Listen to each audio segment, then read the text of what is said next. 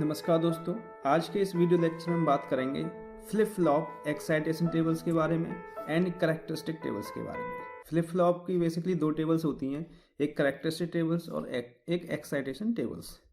तो आप हमारे पिछले लेक्चर्स में फ्लिप फ्लॉप की स्टडी कर चुके हैं और वहाँ पर मैंने कैरेक्टरिस्टिक टेबल्स के बारे में बताया भी था।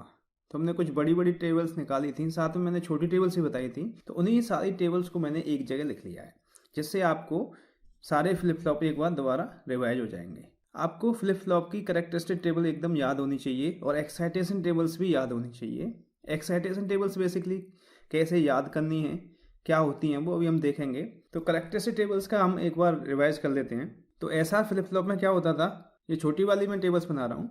तो एसआर फ्लिप फ्लॉप में जब 0-0 होता था तो जो पहले स्टेट रही है वही रहती थी QT, नो चेंज जैसे हम बोलते थे। 0-1 होता है तो यहाँ पर बेसिकली वैल्यू रीसेट की 1 है, इस वजह से रीसेट हो गया 0। या फिर ऐसे याद कर लें कि S0 है तो 0, S1 है तो 1, ठीक है ना। S का मतलब सेट, और सेट हो गया तो 1, ठीक है। और जब ये दोनों 1-1 हो जाया करते थे तो वो इनडिटर्मिनेट कंडीशन आती थी।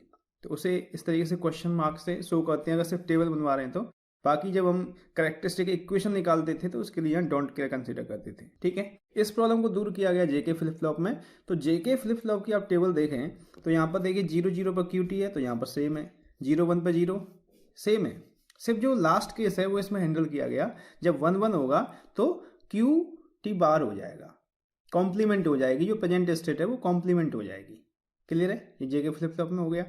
उसके बाद डी फ्लिप फ्लॉप में आप देखें तो 0 तो 0, 1 तो 1, ये तो डिले प्रोवाइड करता है, तो जो इनपुट है वही आउटपुट है, ठीक है। टी फ्लिप फ्लॉप में क्या था, जब 0 होगा तो प्रेजेंट स्टेट ऐसे की ऐसे आएगी QT, और जैसे ही 1 होगा तो टॉगल कर जाएगा, QT बार हो जाएगा। क्लियर है, तो ये छोटी सी टेबल है। तो यहाँ पर तो बेसिकली ये था कि हमारे पास इनपुट्स अवेलेबल हैं, इनपुट्स अवेलेबल थे और हम आउटपुट निकाल रहे थे। लेकिन जब आपको इस सर्किट डिजाइन करना होता है आपको, तो वहाँ पर आपको पता होता है पहले से कि हमारा आउटपुट क्या आने वाला है, ठीक है ना। वहाँ पर आपको पता होता है कि आउटपुट क्या आने वाला है। तो उस केस में जब हम डिजाइनिंग्स की प्रॉब्लम सॉल्व करेंगे वहाँ पर हमें एक्साइटेशन टेबल्स की रिक्वायरमेंट होती है। तो वहाँ पर हमें पहले से पता होगा कि अभी का आउटपुट क्या होगा, नेक्स्ट आउटपुट क्या होगा, हमें ये आउटपुट पता होते हैं, प्रेजेंट और नेक्स्ट स्टेट बेसिकली हमें पता होते हैं।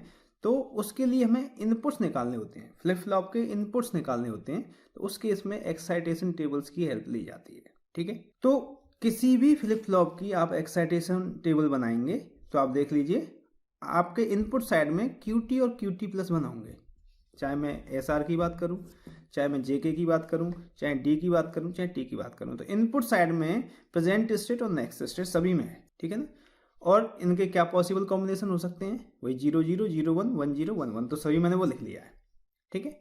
तो ये पॉसिबल कॉम्बिनेशन है, उनके लिए इनपुट्स की वैल्यू क्या होगी वो आप देख सकते हैं।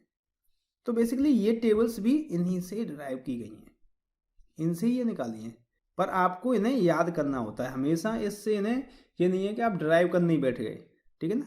एक बार अभी हम आपको बता देते हैं कि किस तरीके से बेसिकली चीज़ आ रही है, उसके बाद आपको इन्हें याद कर लेना है, ठीक है ना। तो देखिए अब यहाँ पर ये है कि 0 आउटपुट, जैसे SR की मैं बात कर रहा हूँ, तो 0 आउटपुट कब होगा आप देखें।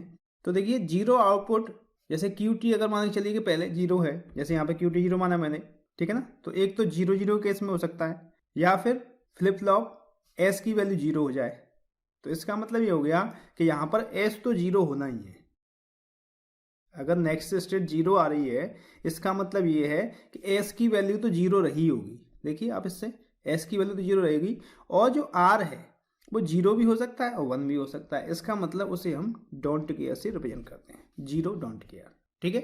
और अब देखिए अगर आपको 1 करना है, आउटपुट को 1 करना है, तो क्या करना होगा, डेफिनेटली आपको S की वैल्यू 1 करनी पड़ेगी और R की वैल्यू क्या करना पड़ेगा, 0 करना पड़ेगा, जब भी तो सेट होगा, जब भी तो आउटपुट बन रहा होगा। उसके बाद आपको 0 लाना है, तो 0 लाने के लिए क्या करें, S की वैल्यू अगर हम 0 कर दें, R की 1 कर दें, तो ऐसे आ जाएगा ये, ठीक है। आपको 1 लाना है, तो 1 के लिए या तो मैं S की वैल्यू 1 हो, उस केस में 1 आ सकता है, ठीक है, या फिर S की वैल्यू 0 हो, ठीक है ना। S की वैल्यू 0 हो और पहले QT जैसे यहाँ पर 1 चला आ रहा है, QT 1 है, तो S की वैल्यू 0 होगी या 1 होगी, उस केस में 1 आएगा, ठीक है ना। तो इससे हमने कह दिया 1 0 दोनों में से कुछ भी हो सकते हैं, उसे डोंट केयर कहते हैं, वैसे 0 कहते हैं, ठीक है ना। तो इसी के पॉसिबल जो कॉम्बिनेशन है वैसे उसी से बनाया गया है। तो इसे याद करना है आपको, तो सिंपल 0 0 है तो आपको इसे याद करना है, 0 0 है तो 0 डोंट केयर, ठीक है ना। 0 कैसे आया मैंने समझाया आपको, तो 0 डोंट केयर, 0 1 है तो देखिए उल्टा कर दीजिए, 0 1 है तो 1 0 और 1 0 है तो 0 1 कर सकते हैं आप। और यहाँ पर जैसे 0 डोंट केयर था 0 0 के लिए, तो 1 1 के लिए डोंट केयर 0 हो गई यार, ठीक है ना। जेके के लिए क्या फ़र्क आएगा, जेके के लिए देखिए ये सारी टेबल्स ऐसे निकालनी है। अब हम जस्ट याद करने का तरीका देखते हैं। जेके के लिए क्या करना होगा, 0 0 के लिए तो 0 डोंट केयर ही आएगा, 0 डोंट केयर। और जो 0 1 है तो यहाँ जो 1 0 आता है, यहाँ 0 ना आके डोंट केयर हो जाएगा, 1 डोंट केयर। और यहाँ पर 1 0 है तो 0 1 कर देते, तो 0 1 की जगह डोंट केयर 1, ठीक है। और 1 1 पे तो डोंट केयर 0 हो गई यार। SR की याद कर ली थी आपने, जेके की भी याद हो गई, सिर्फ इतना था 0 1 है तो 1 0 बजाय 1 डोंट केयर, इस तरीके से क्लियर है। और डी में तो आसान है, जो इनपुट होता है वही आउटपुट होता है, इसका मतलब जो QT प्लस 1 आ रहा है वही डी होगा। तो इसे तो 0 1 0 1, बहुत आसान हो गई। तो टी को कैसे आप करेंगे, टी अगर आपको देखना है तो टी के लिए याद करने का सिंपल तरीका है, ये समझिए कि इन्हें जोड़ दीजिए।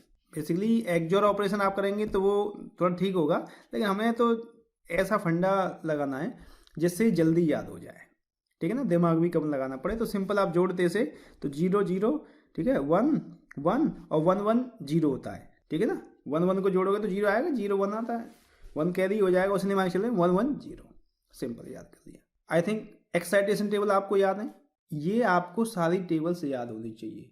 अगर आप आगे फ्लिप फ्लॉप के सर्किट डिजाइन करना चाह रहे हो और उसकी प्रॉब्लम्स को प्रॉपर्ली सॉल्व करना चाह रहे हो तो ये टेबल्स आपको एकदम याद होनी चाहिए। और आई थिंक जो मैंने आपको फंडा बताया है उससे आप आसानी से याद कर सकते हैं। तो इन्हें टेबल्स को याद करिए, उसके बाद हम फर्दर लेक्चर्स में डिजाइनिंग प्रॉब्लम्स करेंगे। Thank you.